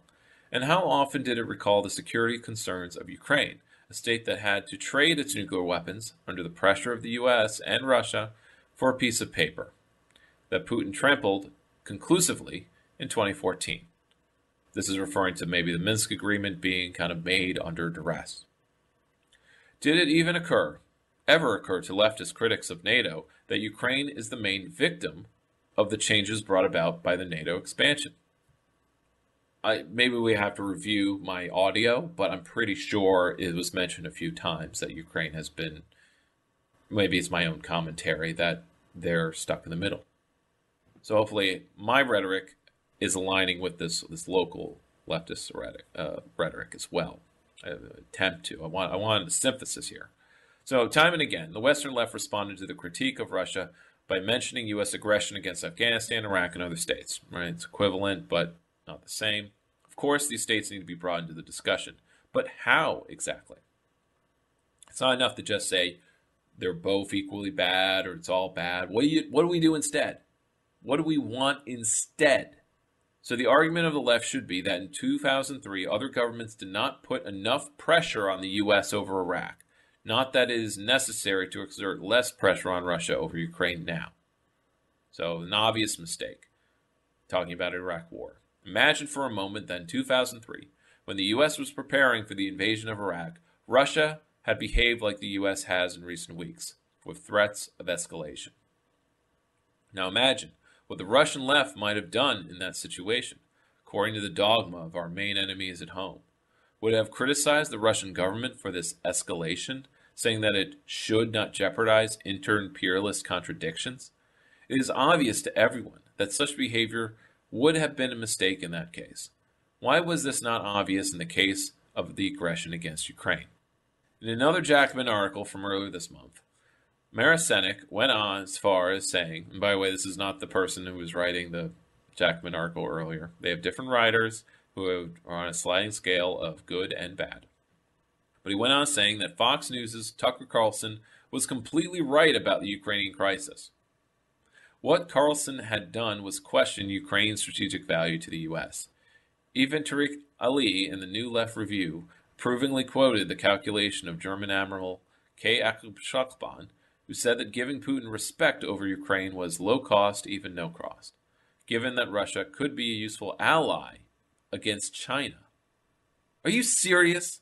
If the U.S. and Russia could reach an agreement and start a new Cold War against China and allies, would that really be what we wanted? Referring to the left? Because it's not just one country's left or another, but an international left. But what I was saying before about fight the war at home first, I'm more talking about what's practical. Right. What's practical is having an international movement and having an international position. What would that position be? This is what's missing from most, if not all, conversations. I think it's been brought up once or twice. That's why I'm able to repeat it. But it's also something I've heard in the grapevine here and there when talking about geopolitics and what a left should advocate for.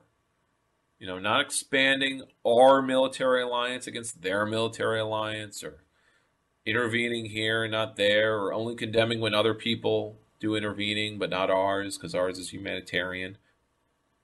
The position is this: reform the UN. So here's the text. Taurus or Belaus. I'm not a fan of liberal interventionism. Socialists should criticize it, but this does not mean that we have to support the division of spheres of interest between imperialist states. Instead of looking for a new balance between the two imperialisms, the left has to struggle for democratization of the international security order. Now, to clarify, the security order exists as it does now as a hegemony of American power. You know, America, world police. It is dominated by one power, as before it was dominated by two. Where, to go beyond this, it must be a democratic and international. It must be everyone plays a part in international order and security, which is what a multipolar world is all about. Not just a few more poles, but 283 poles, the number of nation states. But obviously it can go far beyond that. So we need a global policy and a global system of international security. We have the latter. It is the UN. Yes, it has many flaws, and it is often the object of fair criticism. But one can criticize either to refute something or improve it. In the case of the UN, we need the latter. We need a leftist vision of reform and democratization of the UN. Of course, this does not mean that the left should support all UN decisions, but an overall reinforcement of the UN's role in the resolution of armed conflicts would allow the left to minimize the importance of military political alliances and reduce the number of victims. In a previous article, I wrote how UN peacekeepers could have helped to resolve the Donbass conflict. Unfortunately, this is now irrelevant. After all, we also need the UN to solve the climate crisis and other global problems. The reluctance of many international leftists to appeal to it is a terrible mistake. After Russian troops invaded Ukraine, Jacobin's Europe editor David Broder wrote that the left, quote, should make no apologies for opposing a U.S. military response. This was not Biden's intention anyway, as he said multiple times, but a large part of the Western left should honestly admit that completely fricked up formulating its response to this crisis. Now for the perspective of the writer. I will finish by briefly writing about myself and my perspective. Over the past 8 years, the Donbass War has been the main issue that has divided the Ukrainian left.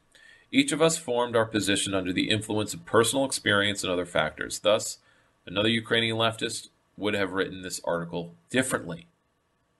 I really like that he admits that. Because one Ukrainian does not speak for all Ukrainians.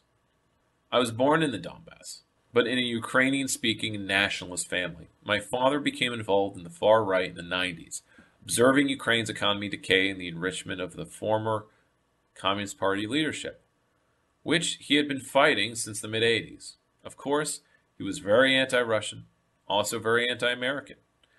I still remember his words on 9/11. As he watched the Twin Towers fall on TV, he said that those responsible were heroes. He doesn't think so anymore, though. He now believes that the Americans blew them up themselves.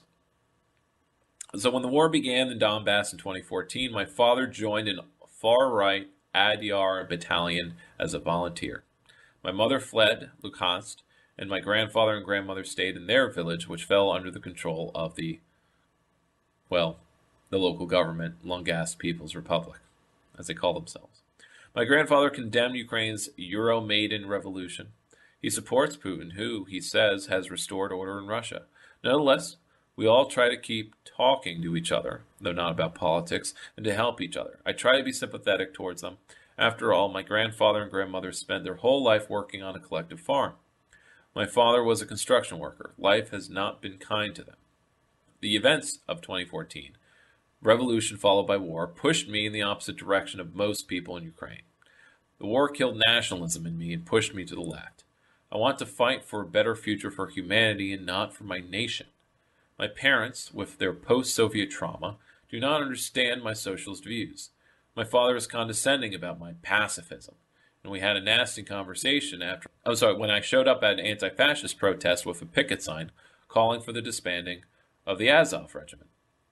When Zelensky became president of Ukraine in the spring of 2019, I hoped this could prevent the catastrophe that is unfolding now. After all, it was difficult to demonize a Russian-speaking president who won with a program of peace for Donbass and whose jokes were popular among Ukrainians as well as Russians.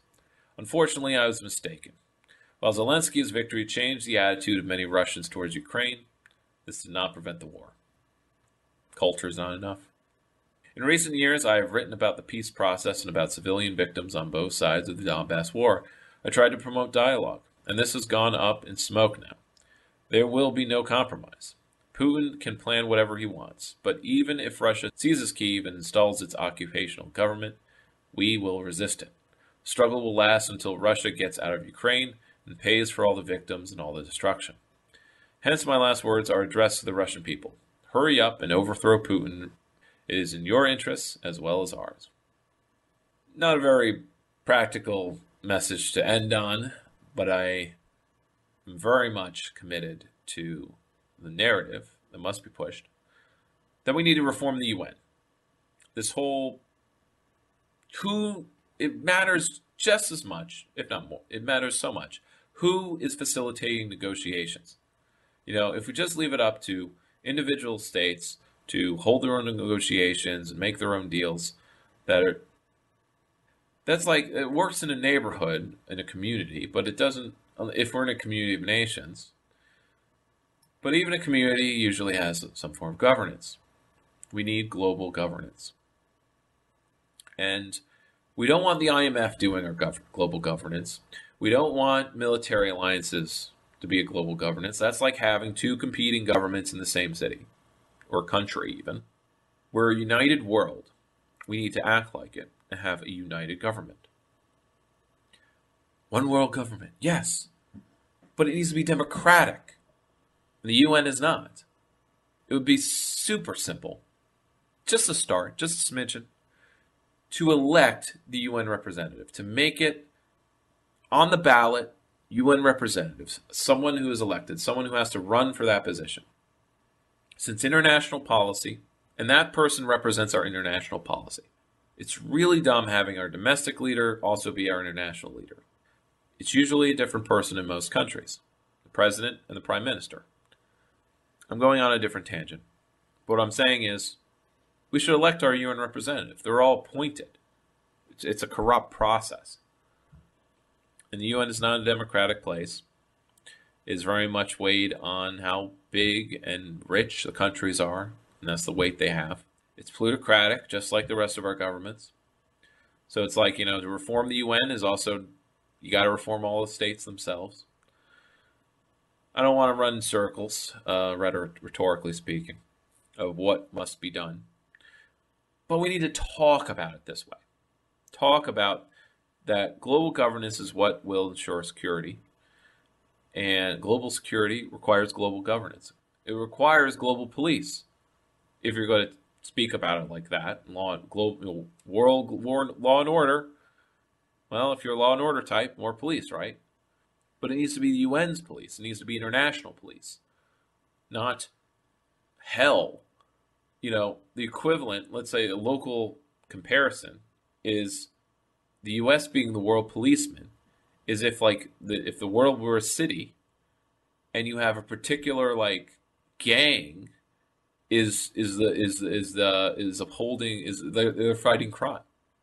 It's like having a gang of Batman.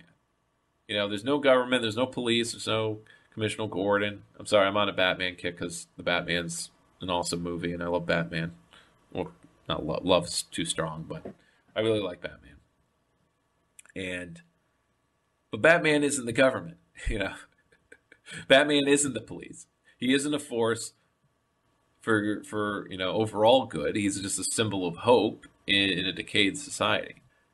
The solution, Batman cannot solve crime and the social ills of Gotham City. You need good democratic government, which is what doesn't exist in Gotham because it's so goddamn capitalist. The thing about Gotham that makes it utopian is that it's like a libertarian capitalist society. Because in comics, there's no such thing as a leftist. There's no leftists in comics. No socialist movement. There's social movements. Some comics depict social movements, but no one's like it. The most progressive politician you get in Gotham City is one that's just like community focused, or not mob bot. That's the best you can do. Okay, so with that, I'm going to close out the show. So thank you. And have a good one. And just remember to keep it left and wave the flags of the 3 lefts.